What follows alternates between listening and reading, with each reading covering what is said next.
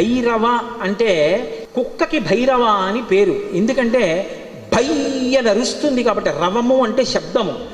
భైరవ అన్న మాటకు అర్థం ఏమిటంటే ఎవరిని చూస్తే హడిలిపోతామో, ఎవరిని చూస్తే భయం వేస్తుందో, ఎవరిని చూస్తే ఇక బుద్ధి పని చెయ్యదో అటువంటి భయంకరమైనటువంటి రూపంతో ఉండేటటువంటి వాడికి భైరవ అని పేరు. లోకంలో ఎవరైనా సరే బాగా పాపములు చేసి చేసి చేసి చేసి చేసి చేసి శరీరం విడిచిపెట్టేశారనుకోండి, ఈ లోకం విడిచిపెట్టి వెళ్ళిపోయేటప్పుట భైరవయాతన అని ఉంటుంది. ఆయన క్రోధ రూపంతో వెంటబడతాడు బెత్తం పట్టుకుని. ఆయన్ని చూసేటప్పటికి భయపడి చెమటలు కక్కుతూ పరిగెడతారు. పరిగెత్తి పరిగెత్తి పరిగెత్తి దాహార్తితో యమసదనం దగ్గర అగ్నిజ్వాలలతో ఉంటుంది తోరణం.